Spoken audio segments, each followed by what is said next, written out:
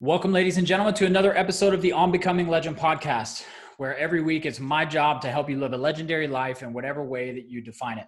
I do this by bringing you content and lessons from my own life and by interviewing other legendary people so you can learn from our stories and mistakes and avoid them in your own life. This week, I'm talking to the legendary Jason Elkins. Jason Elkins is a marketing and business relationship coach, speaker, and encourager. He coaches entrepreneurs, local companies, and national brands on how to effectively use digital media and marketing platforms and social media. He also speaks regularly to business groups, trade groups, chamber organizations, and keynote presentations at conference. And he's even taught social media at the college level for Volunteer State University, Union University, and Belmont University. Armed with a good work ethic and one marketing idea, Jason started implementing his strategy 100 cups of coffee in 100 days, and was able to grow a social media marketing consulting business that's now deep into its 6th year, which I suppose is probably old at this point. Yeah, Jason lives in Hendersonville, Tennessee with his wife and 2 kids. Jason, my man, welcome to the show. Thank you. Thanks for having me here, Rory. Super excited to be here. So, yeah, I suppose at this point it's probably its 8th or 10th year? Yeah, we're rolling in on 10 next month. Okay, perfect. Yeah. So That's fantastic. So I want to talk a lot about your story and really, some of the major turning points, because you've got a really interesting path to get to where you are now. And I think there's just going to be a lot of wisdom in there, but I'll start where I usually start. So did you go to college and why? I did go to college. I went to Central Michigan University, which is a good school, but it's also the school that you go to in Michigan if you don't get into Michigan State or U of M typically. Okay.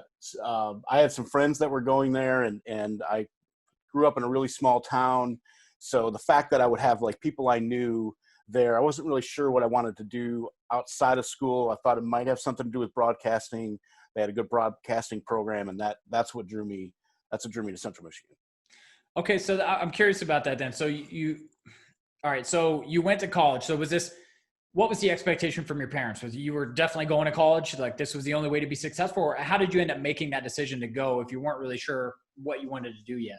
Well, the opportunities in the city that I grew up in, and the town I grew up in, were not great. So it was a very small town, handful of employers. I was working in the grocery store, the local grocery store, which was a chain, and they actually pulled me aside before I went to school, and they said, you're good. You've got some skills with people and with this kind of work.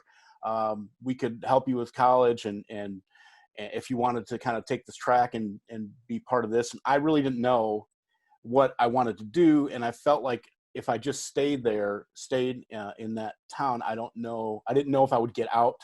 And I felt like I needed to do that. And my parents were really encouraging, but more in like, go find your path. They weren't, interesting. They thought that college could be good. And I had the grades for it, sort of.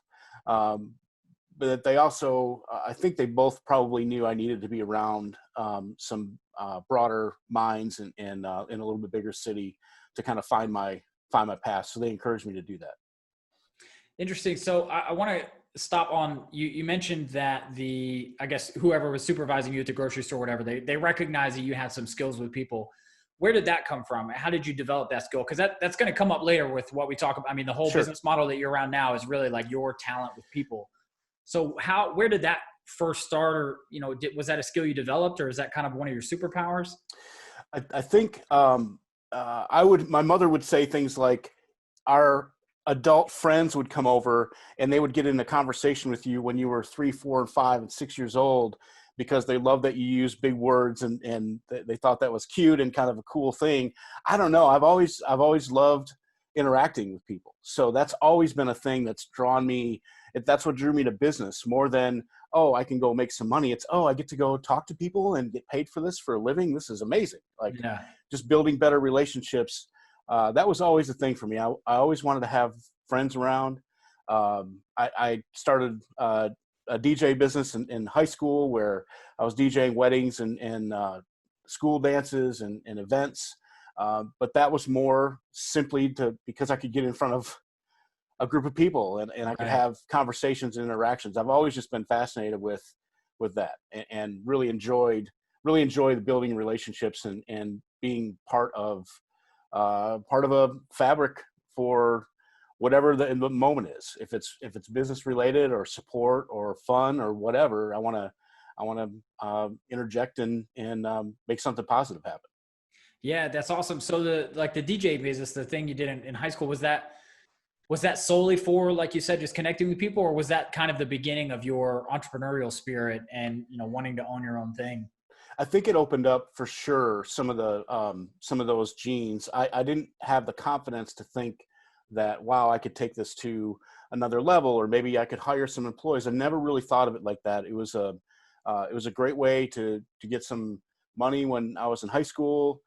It was a unique thing. I'm a music nut, so it kind of fed my CD addiction at the time that I could buy music.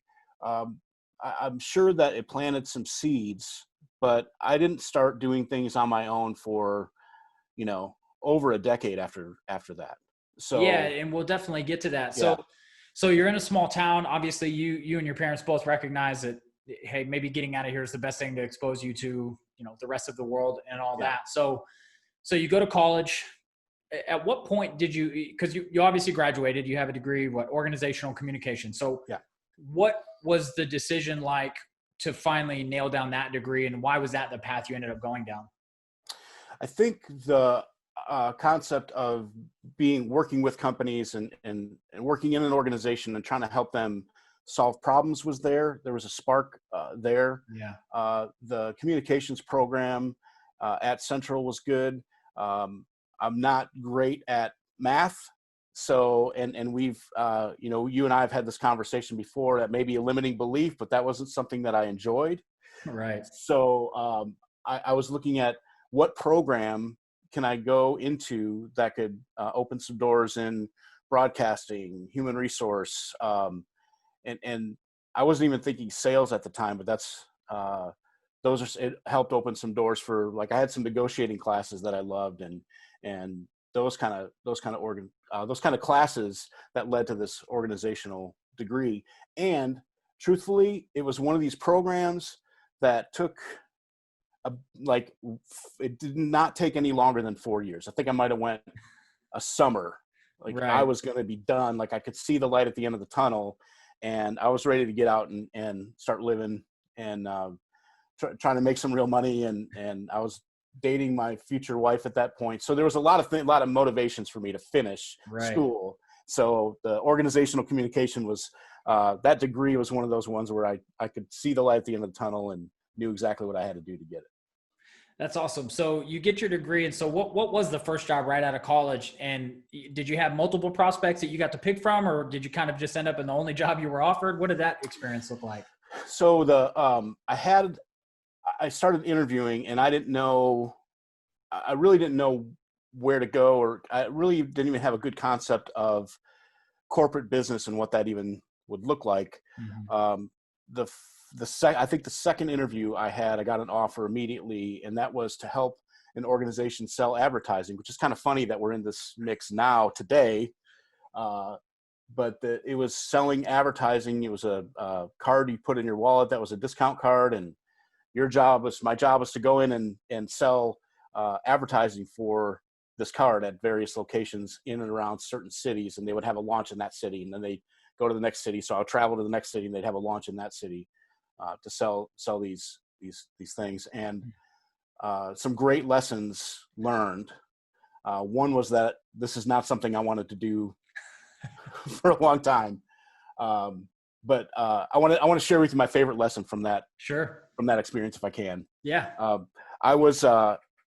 We walked into this very popular music instrument organization. It's a place that sold everything from trombones and saxophones to electric guitars. This giant place, and I had been there as a consumer before. I love this building, so it was kind of cool that my boss is like, "Okay, let's go. I'll show you how easy this is. We're doing this work with this client." And we walk in there and we're having this conversation, and he got the deal. We were done. We had sold the square on the back of the card, and we were on our way out. And I stopped in the doorway, and I looked at the guy that we had just done talking to, and I said, "Do you sell Yamaha instruments here?" I said, because I had a Yamaha saxophone. He goes, "Yeah, those are not really the kind of quality of instruments that we have here. And I'm like, oh, so, and I feel this hand come over from the side, and my boss puts his claw on my shoulder and starts squeezing and goes, okay, we'll see you later, and yanks me out of the doorway of this building. And we're on our way out, get in the car, and he looks at me and he goes, the deal is done. You did not have to talk anymore. You could have talked us out of that sale. You could have over communicated. And it was like the first indication that just having a conversation, and that wasn't always the best thing to do. That wasn't always the end goal, was to continue to talk more. Right. And so that was one of my first really powerful sales lessons, and communication lessons. Ask a lot of questions, let the other person speak. You're doing a great job of that right now. But that's a great sales tip for anybody, whether they're going into it or they've been doing it for a long time, to remember there's a time to stop talking and move on. Yeah, I love that. And it's one of those lessons that you can read about in a book, but it is so much more real whenever you experience that. Right. For the first time on your own, where you're like, oh yeah, especially if you do talk yourself out of the sale and you're like, oh, I should have quit 20 minutes ago. Yeah. And that was where it was headed. Yeah. So that's fantastic. Yeah. So what kind of a radius was your travel like for that job? Was it just kind of a local region, or were you all over the place? Cause that seems like it could be pretty hectic. Yeah, it was. We did a Grand Rapids launch, which is where I was living, Grand Rapids, Michigan at the time. The next one was in Lansing, and that's where Elderly Instruments, this place, was and still is. And then the next location was Akron, Ohio. And so I was, in a relationship with my wife at the time, and traveling and being gone. It was just kind of this weird thing. I didn't really have a good expectation to this. We're in a hotel and whatnot. And even though I was having some success, that the region itself was broad, and I saw that happening over and over and over again. That was going to be the trajectory of this. Mm-hmm. And I just decided that really didn't seem like the thing for me. So. Yeah. So I'd like to talk about that a little bit, because at this point you're probably 22, 23 doing that job. I mean, fresh out of college. So at that point, before that, in your teens, like, who were the people in your life, like the real major influences, specifically the people whose approval you would have been looking for, like when you were making a decision to go to college, or, as you're moving into your job, like who were the people who you really cared about their opinion? I would say my mother, primarily. I've got a good relationship with my father, but they were divorced, and he wasn't as involved in my day-to-day life at that point. Right. As far as kind of being an influence of that, they both of them have college degrees, but they were in this small town, and my mother worked for the post office, and which is a great job in that city. Mm-hmm. But I really didn't have a lot of mentors or people that I was seeking approval from. And I think that's been a theme. One of the reasons why I'm so attracted to our coaching group, and that we're in with John Morgan, that having somebody to look up to, or having people like you that I respect, that I can have conversations with, is so important. But at that time, there really wasn't a whole lot of people that, I guess, and this actually makes sense. I hadn't really thought about it in this context. Shelly's uncle, my wife's uncle, mm-hmm.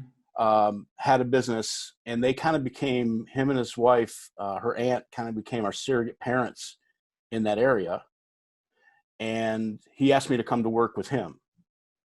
And he worked in staffing out of his basement. So one of the original OG, business owners, that was not a very common thing in 95 or 4, whatever time that was.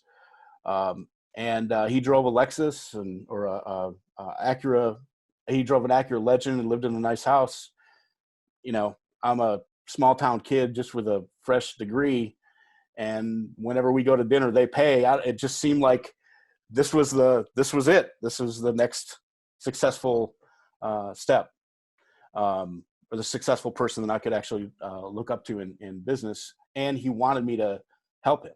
So that desire to be desired for something was pretty powerful. At the time, I was DJing still on weekends. I had he wanted me to go all commission, which seemed like a great idea at the time. Mm-hmm.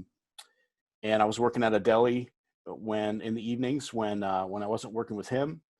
So it was pretty busy. There was some anxious times there for the first, I don't think we made any money at all for 3 months together. And then I got a check for $9,000 and thought, that was more money than I'd ever seen at one time in my life,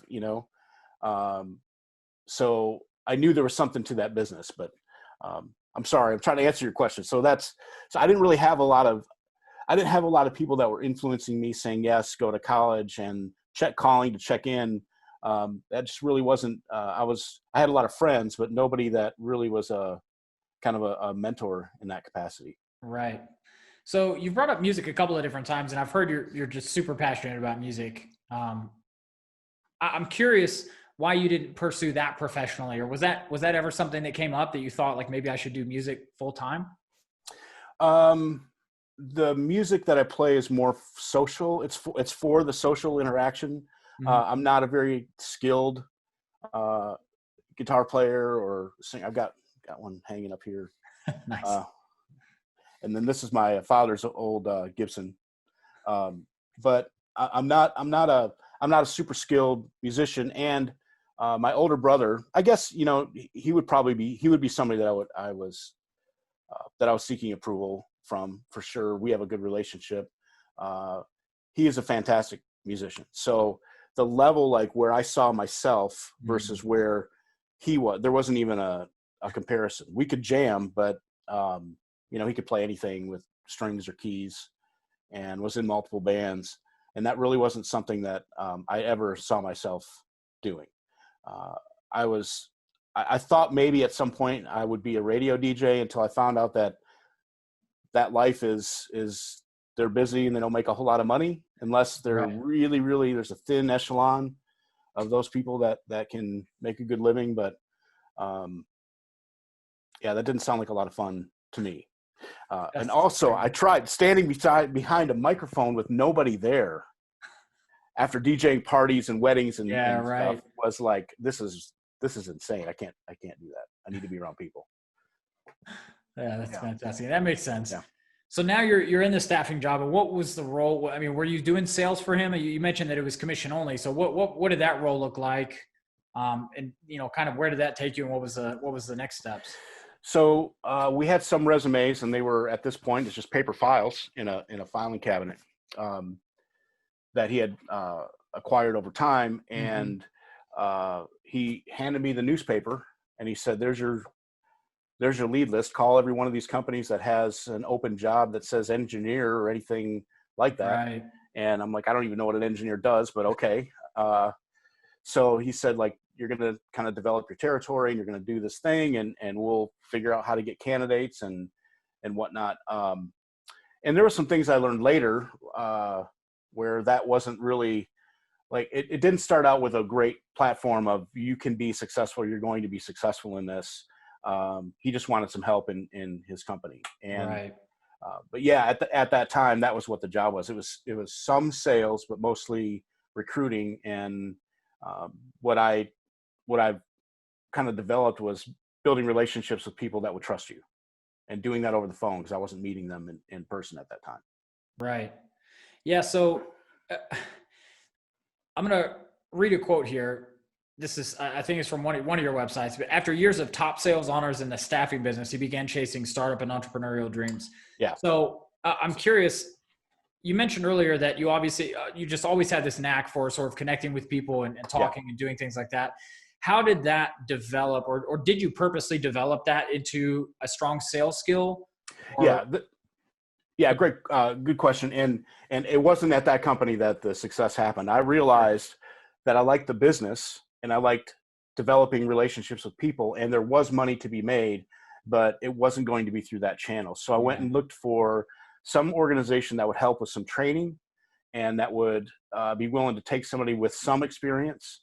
And I went to work for a national staffing company, a regional company called Tech Staff at the time. And I was very gung-ho when I got the job. I had scratched the itch of success there at my previous job. And they were doing some contract to permanent stuff as well as permanent placement. And in the first 4 or 5 months, again, I was struggling. Every time I would develop a candidate, the experienced salespeople would grab them and place them into their jobs. And our job was the same, build relationships with the client and the person. Right. So I remember having a shouting match with the other salesperson after doing that to me like 4 or 5 times in a row, where, in that business, you're making basically nothing until you start getting people placed. And he said, I had to figure it out. You're going to have to figure it out. And a few weeks later, I placed a networking engineer. And a couple of weeks after that, I placed his programmer buddy. And we hadn't developed any like a tech. It was all engineers, graphic design, CAD designers. Right. Those kinds of people were the platform for the company. So I just went down this road of kind of opening up the networking. When I say networking, I'm talking, computer networking and programming. And man, it was like, it just blew up. The next year I was the number 1 salesperson within that organization. They had me go to another location to teach them what I was learning about that industry, because they were seeing, okay, this is a new wave that's coming that we can capitalize on. Right. So people kind of knew who I was and the organization. And I got, that's when the money started coming in, and the feeling of success finally within a job started really happening there. But the relationship stuff, what would happen is I would meet somebody and I would always talk to them, if I did a good job for you, refer your friends or let me help you. And then I started at that time I was young. There was a lot of young people. So I would invite people to like the bowling alley for lunch. I'd pay for lunch. I'd pay for bowling. We'd hang out, exchange cards, meet people. Then I would do the same thing at I find some programmers like to play pool. So I started at, 1 or 2 o'clock in the afternoon. I started hosting pool parties at whatever pool hall I could find that was clean-ish. And they would bring their friends, and then just started developing relationships from there. And a lot of these people I'm still in contact with, and this is decades ago. A lot of these people, jobs are important. If you look at what their life is like, that falls in like the top 5 of their things that they're most concerned about or most interested in. So those people, if I was really helping them change jobs, they became really, really good friends of mine, or at least had a lot of respect for the work that I was doing with them. And I really liked that. That was really satisfying to me to know that it wasn't just about the money. I was actually helping make changes in their lives. So I had a lot of these organizations that I was placing people in, and placing a lot of people in, were looking at how much they were paying our company and started kind of wooing me away to come and work for them independently. Right. And I would make comments like, you can't afford me. And, this kind of stuff, as kind of a cocky 20 something, making more money than I thought I ever would. Right. And I got some great offers. And that's when I went to work as a recruiter for a software company, help them staff up. And then a technology company was talking to me about being a partner with their firm and kind of building this arm for them. So I brought some of my friends over, and we started an organization under this umbrella to build that. And this led to just some jumping around to try to pursue these entrepreneurial things. So there's one thing I want to rewind and talk about, because Sure. So you talked about hosting these parties. Was there any other salespeople doing anything like that? No. Oh no. So you just kind of glossed over that. I'm super curious where did that come from? I mean, it's just obviously, looking back, I understand the value of being unique and standing out and being creative, but you did it in the moment. Where did that come from? So I I wasn't really a guy that was going to go hang out at a bar with people, and I saw other people in our industry doing that. Mm, I wasn't really, and like I always joke about, like, I was up against a lot of really pretty cheerleader kind of salespeople in that industry. The right. only, like, and if it's a manager at a plastics company, are they going to want to go to lunch with me, or they, there was some of that, um, maybe just some anxiety about trying to find some pocket, something that would work. Yeah. And I guess I've got a creative streak, so trying to think outside the box a bit of how that could happen. And it probably started with just me going and playing pool with a couple of those guys and realizing that, they have friends that like to do this too. So I think it maybe was just kind of a function of being social and being available, and that was probably the catalyst for that. And it's funny you brought it up. I haven't really thought about that in a long time. That how good that strategy, how good that strategy worked. But I would try to do little things, like I collected our competitors' mugs. So, and anybody that stopped in this office would see, like, this shelf full of mugs of our competitors, and they're like, "What are you doing? Why are you displaying these mugs?" And I'm like, "I collect them. My clients save them for me," or they'll say, "So and so dropped a mug off, and I'll swap it out for one of mine," or "We'll get you the mug if you help us find the next person." Like, they were always joking with me about it. It was like a theme that I saw, and just like the theme of being the guy that took people to play pool, I guess. Yeah, there's so much wisdom in that, because I think, I can just imagine anybody else being in a similar situation right now, that it's very easy to step into a new, scenario and see the way the game is being played, and only see how much the odds are stacked against you. Right? Like you said, like, there's 10 hot women, and then who is everybody going to want to go be seen at lunch with out in Yeah. public, right? Yeah. That's the game. It'd be very easy to just be like, well, I'm just not cut out for this. But instead, you were creative enough to be like, all right, well, how do I level the playing field Right. and bring the odds back into my favor in a way that catapulted you beyond where any of them were? I think that's valuable in any situation, is to always assess, what are the rules of the game that I'm playing, and can they be changed? And Right. Right. how can I sort of bend the rules in my favor to make this thing work out for me? So that's so smart. So at what point, because part of that quote was, entrepreneurial dreams. I'm just so curious, like, when did that really start to be something that, like, an itch you just had to scratch? I mean, when did you just start to have this feeling like, I got to start my own thing and be a little more independent? I think the first time that those thoughts were in my mind were when I saw the leadership at the companies that I was working for, Okay. and some of the things that they were doing that I didn't like. And it wasn't, looking, hindsight's 2020. So I can look back and say, now I understand why they did this or did that. Yeah. And, as an employee, it felt bad. Like, the things that they did felt bad. And I kept thinking, there's the answer they give is, it's just business. This is just something that we have to do with the company. I didn't want to be in an organization that said it's just business. Right. This is not, for me, it's all personal. And I can get overly sensitive. Uh,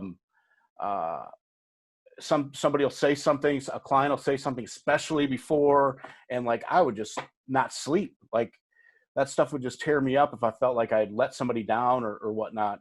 So it never was just business. It's always personal for me.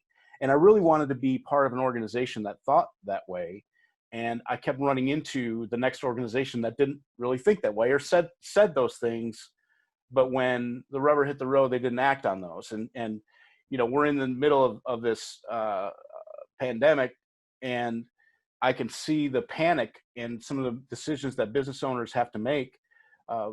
And I would still look at them and think, it's not just business for them, it's personal as well. They're Right. hurting, but at that time, like, I looked at the boss at the staffing company that I had. He was a good guy, but he wasn't overly gracious. He wasn't overly nice. He wasn't super smart. I asked him about budget one time. How do you budget your home stuff? And he said, we're not very good at it. I just make enough money now that it doesn't matter. I'm thinking, man, I don't want to learn from that guy. Like that's not the wisdom that I was seeking here. It's like, oh, I'll just make enough money and it won't matter. So I think just seeking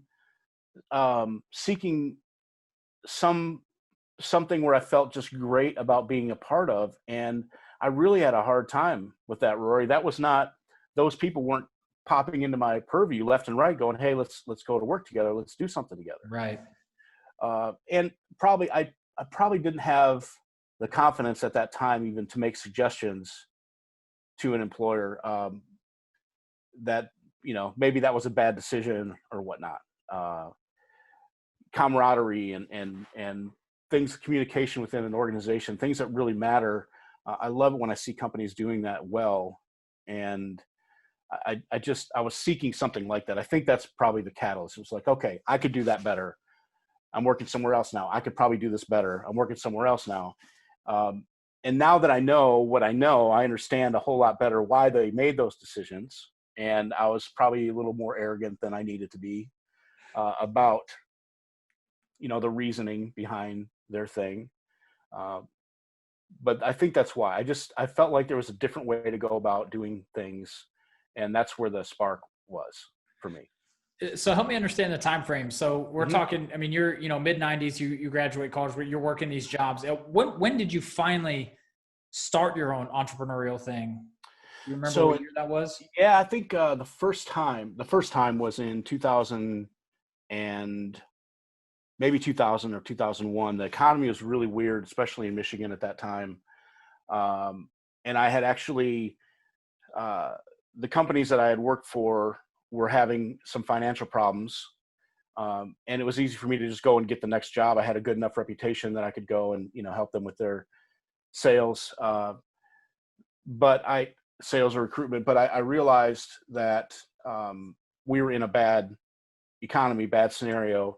Right. So I started doing outplacement. And that was the first thing I did. I had a friend that had office space. He said, you can come and, if you help me a little, you can sit up front here and run your own thing. I had another friend that had a phone system, and I had a laptop, and the friend that brought me in was in the software business. I had placed him a couple times. So he hooked everything up for me and got me rolling. And I did a outplacement scenario, I think for probably a year. So a lot of the companies that I had placed people into were having trouble, but they wanted to take care of their people. So they would hire me to help transition them, get their resumes ready, introduce them to anybody that I could. And I wasn't doing staffing as much as just resume writing and getting people kind of ready for the next move. That was the first time. And then I found a job after that. But I also, I just kind of, I was at this job for maybe 6 months, and they were going through financial trouble. And the HR director came to me and he said, my job is going away. Your job is going away. You could probably finish out this contract. And at the time we had downsized houses because the economy is so weird. We were staying with my in-laws, and I was driving to this place for work. We had 2 small kids. And my brother had moved from Michigan to Tennessee, the Hendersonville area. And he said, we're a little bit insulated here. We've got banking, we've got entertainment, we've got software coming, we've got all these different industries that are feeding this economy. And in Michigan at the time was primarily automotive and office furniture. Right. And, that was, it was actually, and I remember now, it was 2001 that I started this company. And shortly after that, the planes hit the buildings, and it was scary for everybody. Sure.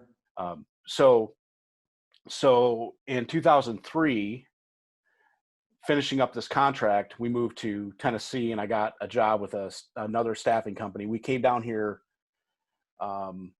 after finding out that these jobs were ending, or that this contract that I was on that was ending. It was really lucrative, and I paid off a bunch of debt, and we were probably in a pretty good footing. Yeah. I came home and I talked to my wife, and I said, "What do you think about Tennessee?" And she goes, "I'm ready." We were at her folks' house. She, she wasn't loving that Anywhere but here. Yeah. So we drove down for the weekend, and we stayed until Tuesday, where I actually found the newspaper, got an interview, and had a pretty good idea that this company was going to hire me.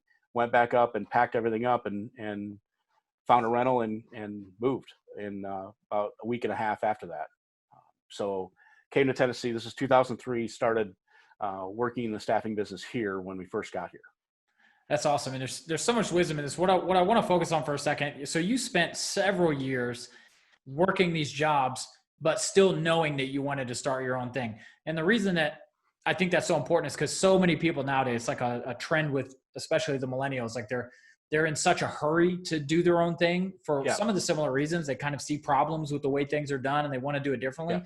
But I feel like so many people lack that patience to recognize that it just may not be the time for you to start your own thing right now. So I don't even know if you thought about it kind of as like paying your dues, but how would you advise somebody or coach somebody who's in that spot now, really wants to go out on their own, but is still working that job? Like, how do you advise them to sort of walk that gap? And is there a way to know when the right time has come to actually step off on your own? Man, that's a great question. I did think about it in some ways about paying dues. But I also, if I'm just being really transparent with you, there was a confidence thing that I had. I knew in my soul that I could make better decisions or do these things better. Right. But the idea of just being out and with no safety net, no big nest egg, no rich uncle, right? Like none of that that was terrifying for me.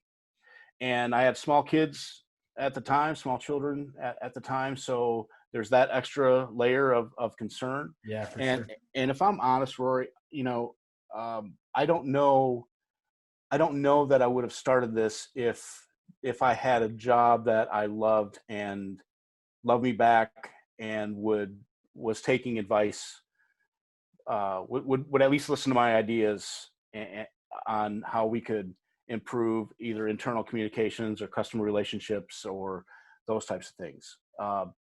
So I'm not sure if I'm the right guy to answer when it's time, because this business started in a time when it was kind of, I wouldn't say forced, because I feel like I can always go get a job if I wanted to do that. Right. But at the time that this started, the job ended, and I was just fed up at that time with companies making decisions that I had no control over. The other part. So I wish that was a better answer on when you're ready, because you'll get ready when you start doing it. No, and I think there's an element to this that I wanted to talk about, because I think it's so valuable. You were talking about how you guys just basically moved to Tennessee on a whim, and you found a job, or were able to find a job very, very quickly. And I think that's just such a strong testament to developing a skill or some skills, no matter what you're doing, right? Right. Great point. Because you could have moved anywhere in the nation, and you would have known, like, I'm going to be able to find a staffing job somewhere. Yes, I have enough 100%. experience, enough performance. Like I can just do it. And I think that takes away so much of the scariness of a move like that. When you're like, listen, it's going to be a lot of change, but we know for sure I can find work. No big deal. And I think that's one thing that I think more people should focus on doing. If you're, especially if you're just out of college and you like want to be an entrepreneur, develop a skill first. Yeah. Because then at the very least, if your project doesn't go well, or think, you can always, like you said, if your business shut down right now, you could go get a job. Right. No problem. Yeah. So there's just like a level of peace or confidence that comes from that. And I think that's something that so many people would be really valuable, especially for young people starting off on that journey. So yeah, I appreciate sure. The skill thing is really key. Be better at what you're doing than the majority of the people, and that will open that alone will open doors for you. That's a really good that's a good thing to cycle back on. I'm glad you did that. Yeah, absolutely. So I'm going to read another quote, and it's going to follow up with a couple of questions. So, always quick to adapt to new technologies. Jason utilized blogging and social media to help increase his sales. He launched out on his own to start a consulting business, helping other companies use these tools. So, blogging and social, I mean, we're talking early 2000s, right? Like all of this infancy. Like, when did you start actually using this to generate sales? And again, why? Like, how did that even come up for you? So I was working at a website company. So I came down here. I got a job in staffing. That led to some other open opportunities to sell some networking services. It's similar to staffing in that you're selling hours and people and making connections on both sides, making sure things are a good fit. And it looked like a really cool opportunity. And I was getting a little bit burned out on staffing in general. The people that I was working with that were making the most money there were sometimes not the most honest folks. And I just think that I just felt like it was time for a change for me. So I saw this opportunity to do some network sales. Then I saw a company that was in our hometown doing that instead of driving an hour. So I just wore them out until they agreed to hire me.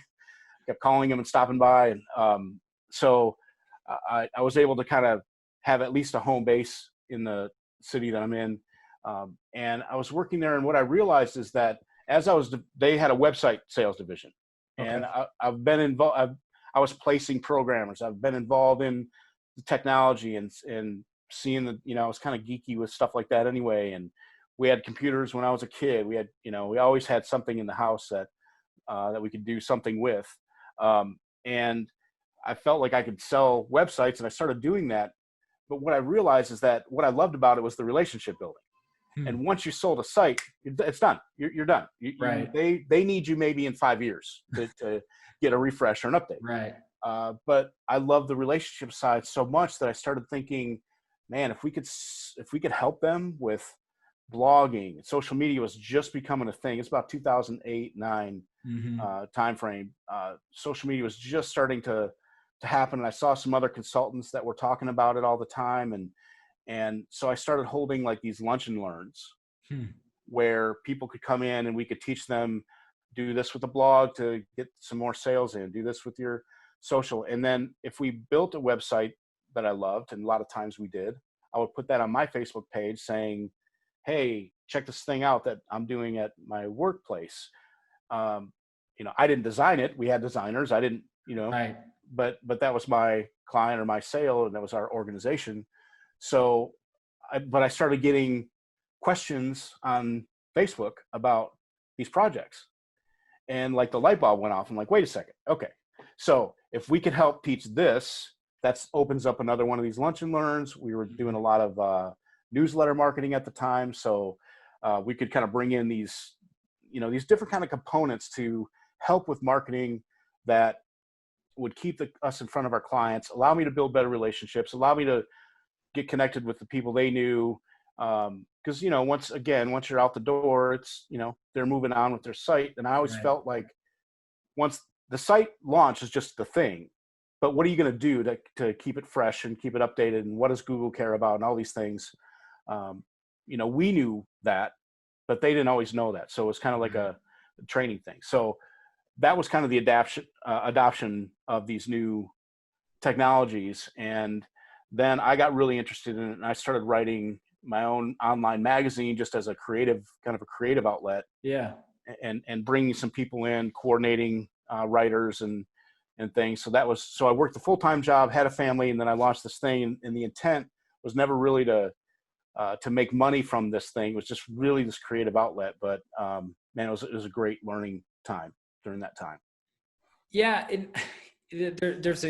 So you jumped into staffing, and you basically create your own blue ocean by, the pool meetings and the bowling alleys and all that different stuff. And now you're getting into selling websites, and you're doing the exact same thing with lunch and learns, and just finding these ways to give value that nobody else seems to be identifying. Like, what is that? Like, where does that come from? Is that just a gene? Like, is that just something you were born with, or, I mean, where does that come from? Are you still doing that today? Are you constantly like looking for opportunities to do something differently than everybody else? Yeah, I guess I am. Hadn't really connected those dots. I really want to make an impact.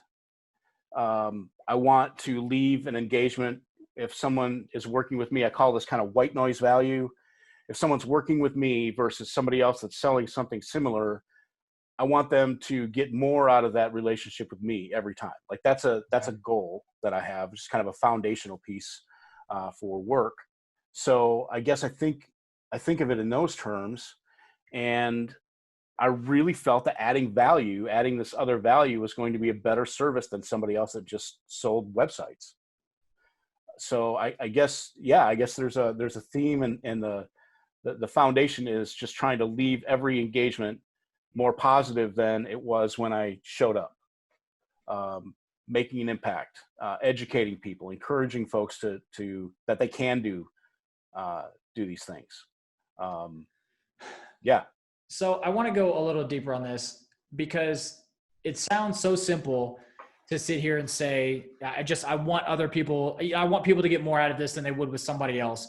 But in a lot of ways, that can be very difficult to execute, in the fact that in doing so, you're giving more time, more energy, more resources.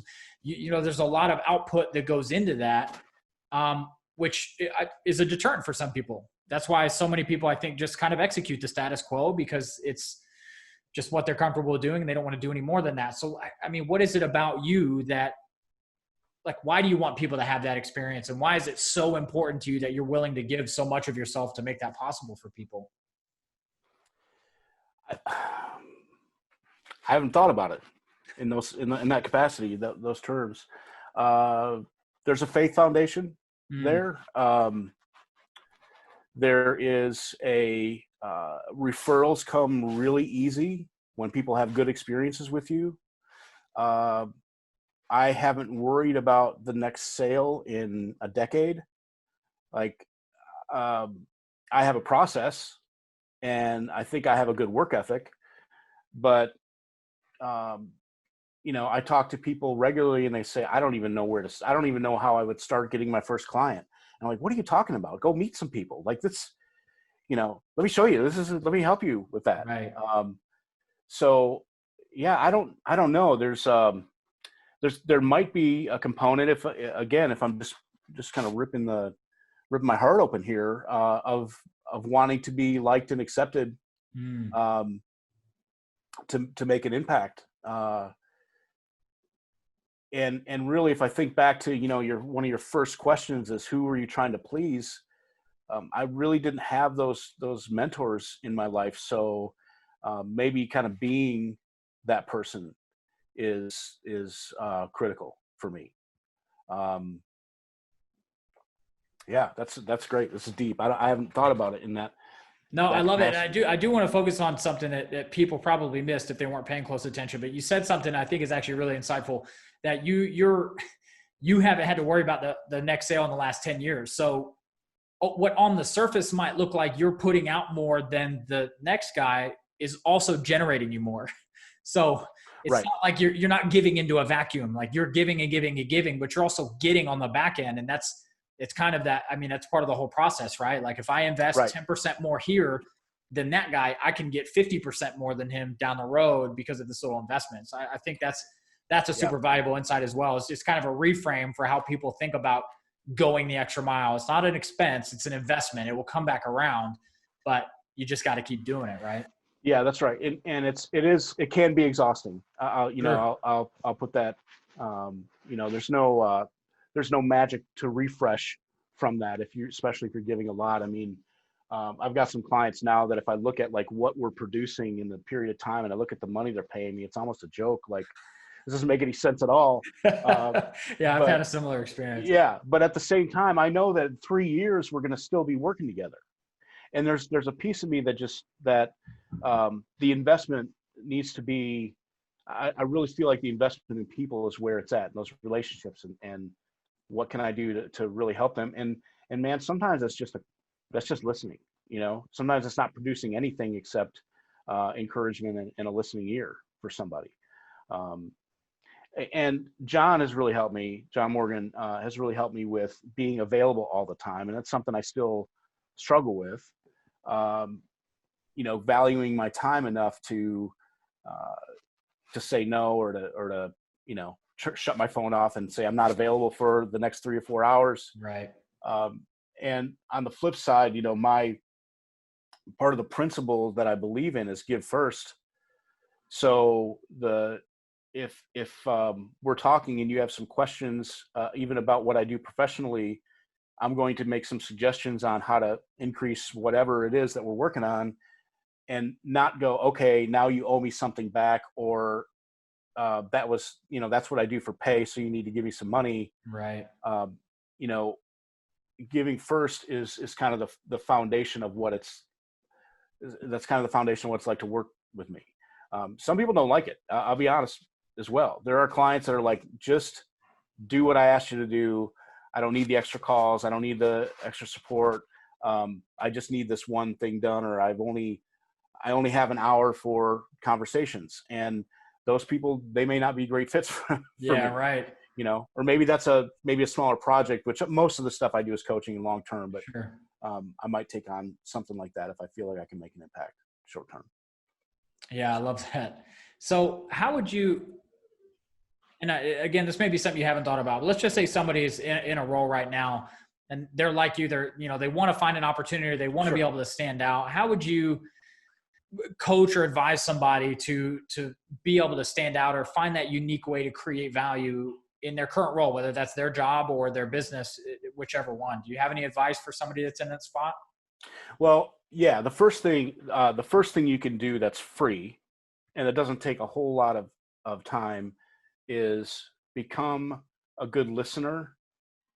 And as part of that, not just a good listener, but also a good encourager. And those two things, just as a baseline, are some skills that I think we lack right now as a society. And part of it is just because we're all on our phones, or work is diluted where home is sometimes workplace, and even before all the craziness happened, we're segmented. There will never be another Beatles, because that was we had a TV, we had the Ed Sullivan Show, and we had all of this attention. Right. If you're sitting on the couch in my house and there's a show on, you might have your phone up. You might be playing a game while the show is on. You might be on TikTok annoying the rest of the people in the room while the show is on. Like, we're very, very segmented as a society. Therefore, sometimes we miss inputs and we miss somebody to actually listen. So if you're at work and you want to have a superpower that is recognition, simply being somebody that listens well, and that can offer some encouragement. And that's as simple as, hey, I noticed in the last meeting, that point you brought up was spot on. Something as simple as that. Or, dropping off an extra cup of coffee for somebody. I remember being when I was working at a kind of an office building, we had a shared restroom with some other folks, and there was a shared kitchenette, and I'm in the kitchenette and I'm washing out some cups, and somebody walked by me and goes, "Man, how did you get that job?" I'm thinking, really? Like, I'm here to serve. I'm kicking butt on the sales side, but sometimes you got to wash the mugs. That's just part of it. Why don't you be a good teammate? Right. Yeah. That's such a valuable perspective. And I do look at things a similar way. I used to work in gyms for a long time, and I would always be the guy wiping off counters in the bathroom and picking up weights. Like, it's like a personal pride thing for me. It's like, why would I not want this space that I'm trying to convince people to come be a part of to look as good as possible? Sure. It's like, oh, okay, so I didn't make the $5 that they would have paid me hourly. It was like a weird thought. So I think there's definitely a perspective shift there that some people need. But yeah, you make it so simple. It's just listen to people, encourage people, do what other people aren't doing. It's like those three things. Yeah. You're going to be a standout. Yeah. And one more is watch your own attitude, watch your own, the stuff that you're bringing with you when you go someplace. And I have good enough relationships with my clients now that if there was a problem at home, I could say, hey, My daughter's roommate tested positive for COVID-19. She's locked in. I'm dropping groceries off. I'm not going to be able to make her call today. I mean, I've got good enough relationships with my clients now to actually be able to have those kind of conversations with them. But if every time somebody comes by your desk and you've got something negative to say, or you're sharing the latest news story, or it's all about what happened last evening in your argument with your spouse, or your kid was being too loud or whatever, if you're the person that's portraying the negative, people aren't going to be attracted to you. They're not going to want to have a conversation with you. They're not going to take you seriously, even if you are trying to encourage them. So I guess that's the third part of it, is to watch what you're bringing. Yeah, that's such good advice. So we're moving forward, and again, something else from your web. So I'm gonna read this quote, and then I just want you to tell the rest of the story, because I know that there's some meat to this. Okay. So in 2010, when his current boss at the web design firm he worked for asked him to come into his office for a minute, Jason thought, finally, this was the job promotion meeting I've been waiting for. So can you tell us what happened next? Yeah. So they had talked about single threading all sales through me. It's a small team, and at that time it was right after the flood hit Nashville. A lot of businesses were suffering, and but I felt like this is the time that they were going to make a promotion, have a promotion with me, and help me maybe be above both the networking and the web, or something. And I walked in the door, and if you walk in the door and your boss's chin is quivering, it's probably not going to be good news. They actually let me go that day, let another one of the designers go, and they started restructuring kind of what they were doing. Instead of creating these sites from scratch or having a platform, they were going to move to another platform that was going to have referrals kind of built into it, because that was a specific platform that a lot of people were interested in using.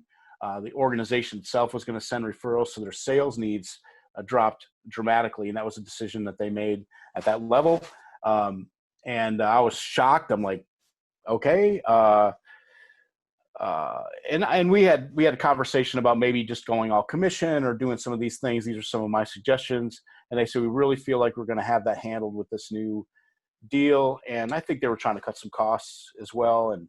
And stood up, shook their hand, asked if I'd come back after hours and get my stuff. They said yes, and I was gone. I was out the door. I called my brother, who has been a mentor of mine, and he reminded me that I never have trouble finding work, so not to panic or not to freak out. And I got home and I walked in the door. It's 10 o'clock, and my wife is like, "What are you doing here?" And I'm like, "Well, here's the news." And I told her, and she's great. She said, maybe this is the time that you start this thing that you've been talking about. And she's got some pretty crazy faith gifts. And she said, I kind of knew this was going to happen, and I feel like you are going to be fine doing your own thing. And maybe that, hearing those words from her, took a little bit of the panic away. And I had this idea, similar maybe now that I think about it, to the pool hall and the bowling alley and maybe some of these other things that I pulled in. I thought, if I just met enough people, I wouldn't have to go back to work for somebody else. That was the only goal. The only goal was to not get back in a scenario where somebody could say you're fired. I was just done at that point. I had made a lot of money for a lot of companies and felt like I could at least get in the sales environment or sell myself enough where I could do okay. So the idea was I was going to have 100 cups of coffee in 100 days with 100 business people. And if that worked, I would continue to meet people and try to help them with some of this periphery stuff, the blogging, the newsletter marketing, the social media, like that kind of thing was just, 2010, it's just becoming a thing. Or if it didn't work, then I would go back to work. Some of the first meetings I had were with, one of the first meetings was with the sales manager at a radio station locally. His name's Kevin Anderson, still there, still friends to this day. And he said, I will hire you tomorrow. You're going to hate the job. You're not cut out for this, but you have a place here if you need it. And like that, there was just a little bit of this, like my wife saying, this is going to be all right. Someone saying, things go south. But that was the concept. And I put up a website talking about this idea on WordPress. It looked terrible. A week later, I got a call from the newspaper locally saying, hey, we want to feature you as a entrepreneur of the week.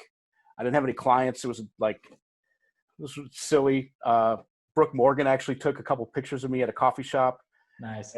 And we submitted that with, this phone interview I did with them. And a week later that came out, and one of my old clients called me and he said, come on in. But I just kept this coffee meeting thing going on a regular basis to build relationships. And after about 30 some days, I had some money coming in. Wow. And that was a tell that this could work, and that I had enough skill at the time to generate some revenue for myself and my family. And that was about 10 years ago. Yeah, that's incredible. I want to, so why did your wife know that like this was the direction you were meant to go in? Like what was this something you guys talked about a lot, or was it just her observation of you and, what made you happy? I mean, what was that sense of knowing that she had that you were really meant to be doing your own thing? She knew that I would get frustrated with jobs. She was, she's a good listener. So she would hear those frustrations with me on a regular basis. And she also knew that I was passionate. She had seen me spend a lot of time unpaid on this magazine, this online thing that I launched. Mm-hmm. So she knew that I had some desires outside of 8 to 5, or even just, like a golf or whatever the hobby, playing with kids, whatever the hobby was. Right. To do something. And she's had a lot of belief in me since the day we met. And that's she's got some kind of weird prophetic spiritual gifts that I can't understand and sometimes get freaked out talking about. She just felt very, very confident, and that's what pushed me. Also, she was witness to a lot of relationship stuff where she's like, you're doing your thing again. We go to a new church and I've got friends there after the second week, or we go to dinner and I'm seeing people that I know from the community or whatever. Like, she's witnessed this her whole life. Yeah. Like, it was just a natural thing for me to have good relationships built. That's awesome. Yeah. So did you know, like, what was the value that you were giving? I mean, were you just meeting with these people and saying, hey, I'm just going to find out where I can give value? Or did you kind of have in your mind, I'm trying to deliver this kind of service? Yeah, great. People that can roll into that. Yeah, great question. I really felt like blogging and social media, I started seeing like the impact that some of these things were having with companies. Right. I had a friend that was doing coaching named Bill, and he taught this one company how to blog, and all of a sudden after 2 months, their website was ranking higher than the global company that had the product itself, because he kept posting content about the same type of thing. He was getting a lot of work from that. Yeah.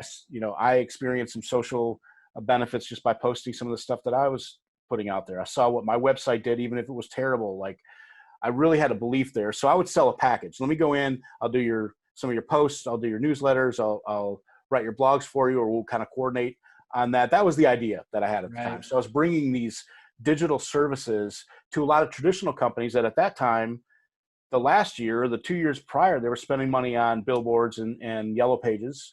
Right. And then yellow pages online, which still makes me cringe to think that was even a thing. Sorry if that's what you sell. But those are, I wanted to do stuff that worked today. And I found some kind of traditional companies that needed some of these new services. So that's where I would plug in with them. Yeah, that makes so much sense. And I mean, you had spent so many years doing it anyway, so it seemed like probably the easy thing for you. Yeah. So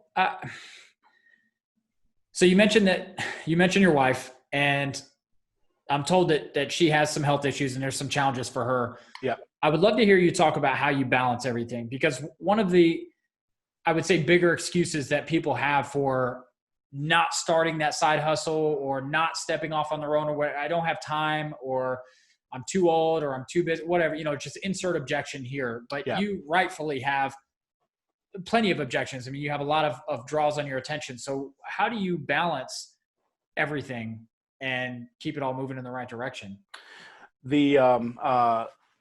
Well, some of the health issues, my wife was having some pseudo seizures on a fairly regular basis. So there were times when I was at a meeting and I would get a call from one of my kids saying, "Hey, mom's freaking out again. You need to come home." Oh, wow. And the fear of that kind of unknown, when is the next one happening? What do we need to do?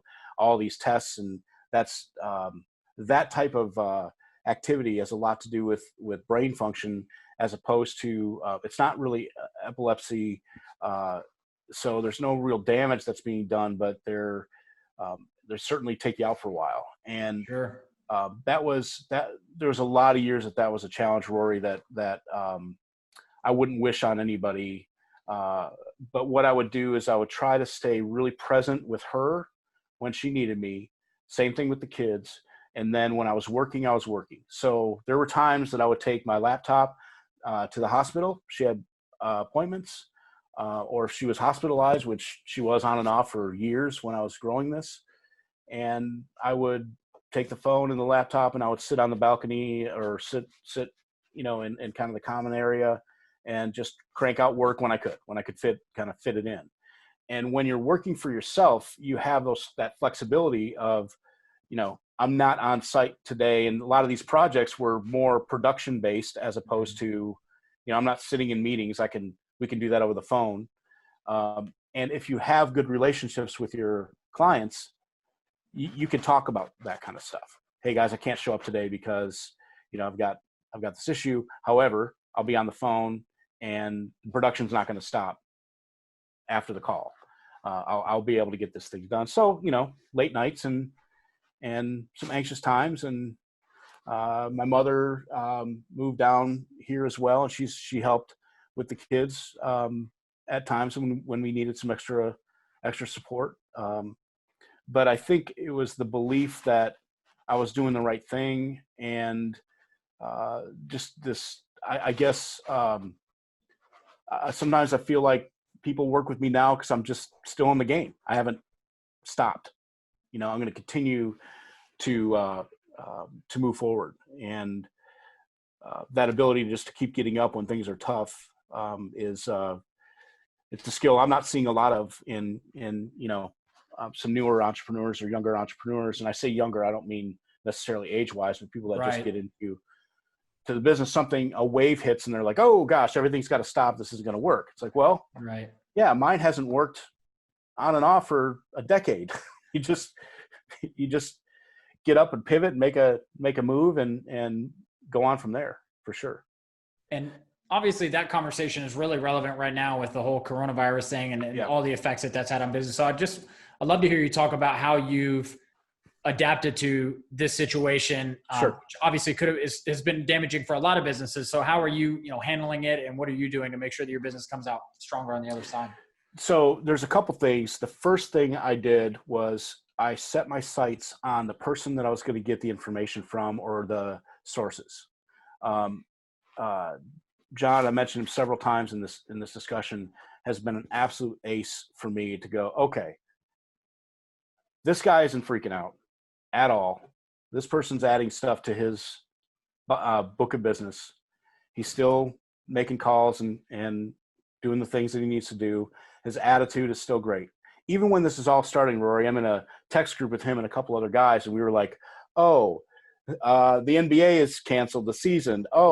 March Madness is done. Oh my gosh. We were kind of, and his responses to all those things were just this kind of calm, Zen-like mindset to it. And man, that really helped, because I'm getting calls from my daughter saying, hey, so-and-so said that they're going to shut the whole city down in the next 8 hours. I heard the next 8 hours for 2 weeks. And so I had to tune out that stuff. And then starting to see my clients start to have problems was probably the bigger thing, because that's personal, right? Those Right. are people that I care a lot about. but I also decided that I was going to give more this month than I have in the past. So a ministry that I was friends with, one of the people there called me and he said, we're just having some trouble. We don't really understand our social media as well and our website as well. And I'm like, look, just schedule a call for me. I'll talk to all your board, and try to give them some advice on what's working and what isn't in social. And I did that. It was ended up being 2 hours, and there was maybe 20 people on that call, fielded a lot of questions. I'll know tomorrow, this is 2 weeks ago, on a contract with them. That wasn't the point. Right. But this give first, I'm like, okay, I'm going to just over give if there's an opportunity to do that. I've run some live videos where I'm giving tips. I said, if you're having trouble with your business and you want to join a private Zoom call, here, let's do this. I had 2 people show up on that were really having some trouble. I was able to kind of breathe into their lives. I told you some extra work that I'm doing for one of my clients. Another one wanted to run some live videos and was just unsure. So I just started showing up and helping them set up. That's leading to a contract next month. Just this decision to be present. And that doesn't necessarily mean in a face-to-face meeting, because we're not having many of those. Right. But when I can, show up and just serve. And I really feel like, gosh, I love the fact that we don't have to meet in person. I think some of that's going to translate over, right? Right. But I also love the ability to just overserve when things are kind of a little crazy right now. Yeah, absolutely. And that's leading to good stuff for me on the other side of this. Yeah, I love that. And it segues well. I'm just curious, and you've mentioned a couple of times, obviously, the giving and serving and just, leaving an impact. I'm just curious to hear you talk about how you think about impact and contribution on others. I mean, is this like a conscious thought of yours that you're having on a regular basis? Or, I mean, where does that come from? And how do you think about, really living that out in your life? Yeah, I think about it as an intentional thing. Can I, and you have to be careful about making suggestions to people that haven't asked for them. So I am like, I want to build relationships first before I do that. But it is something that I look at. Can I make an experience better when I leave? So just a couple examples. My daughter's been highly involved in a winter guard program. If you're not familiar with that, Texas, you might be. That it's big in some states. It's kind of the people that are doing the flag and saber and rifle spinning between the band. Only a lot of those people, they just pluck them out and they do their own shows, and it's competitive, and these are athletes and they're hardworking kids.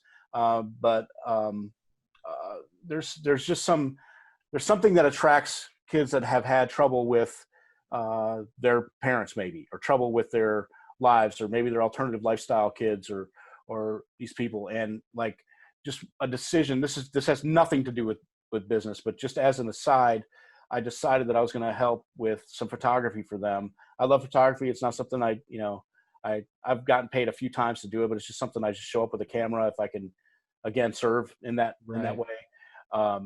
And so I've been doing that, but I'm developing relationships with some of those kids just so they have somebody to talk to if they want an older adult that's not going to throw heaps of judgment or whatever, that's just going to listen and encourage. Right.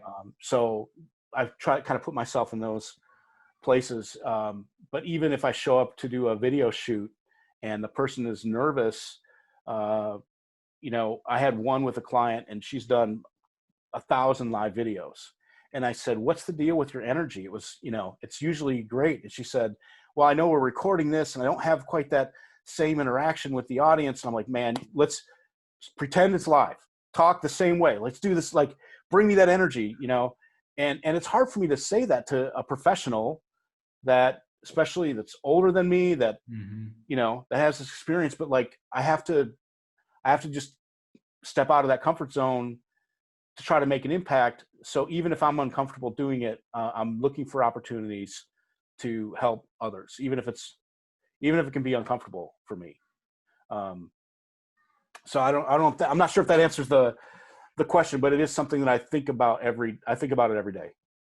No, that's perfect. I love that answer. So I know we're coming up on time and you've got some things you got to go do. You can't just talk to me all day. So I want to give you a chance to just share with the audience, what you're working on, how they can connect with you or do business with you if they want to, where to find you, that kind of thing. Sure.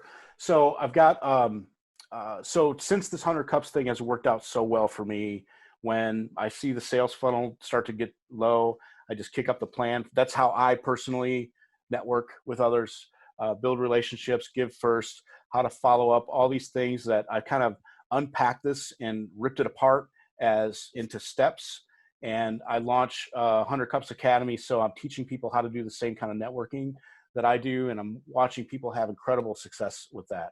I had to prove to myself that it wasn't just, hey, I'm just good with people, or, hey, I've got, the right personality for it. Other people can do it. Introverts can do this, Right.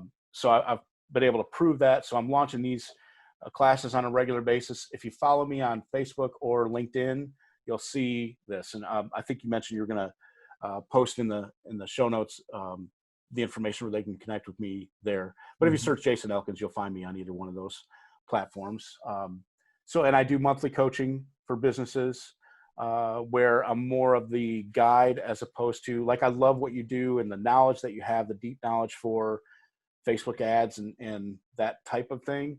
I'm the person that's telling them this is what your organic strategy is.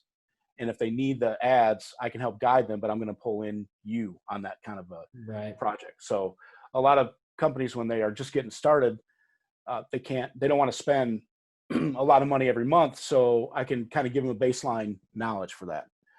So that's the coaching thing there. And then I've got a program I'm launching for creatives, musicians, artists, writers, where we're going to talk a couple times a month about how you can use social platforms, how you can get the most out of video. I'll have guys like you come and speak. I haven't asked you yet, but talk about a great Facebook ad campaign or leaving a legacy, these types of things that are going to be important for them as well. And that's coming out May or June. So that's awesome. That's how I help people. And if somebody just wants to chat and hear a little encouragement, you can post that comment. I don't know how many people listen to this. If that's a lot, we'll schedule them out. Yeah, fair enough. Well, Jason, it's been so good connecting with you, man. I'm sure we could just go on for hours more talking about everything you've done. And it's just really fun being able to watch you, especially right now with everything you're doing with your clients. I have one last question before we wrap up. And that's, what does legacy mean to you? Wow, that's a big question. That has a lot to do with family for me. Mm-hmm. I heard somebody say one time that you're just like your father can be really negative or really positive. And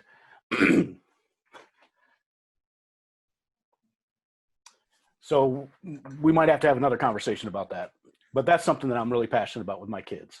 Yeah. Yeah. I want to see my wife, I want her to feel like I was there for her all the time. And I want to have an impact where if I'm in a room or if I'm interacting with somebody or they are with me, when they're done with that engagement, whatever that is, they leave positive. They leave more positive than they were when they got there. So those are the things that are really critical for me when I think about legacy. It has way more to do with any of that than any kind of money ever could, or quote unquote success ever could. I've known a lot of rich people that are miserable. So. Yeah, absolutely. Yeah.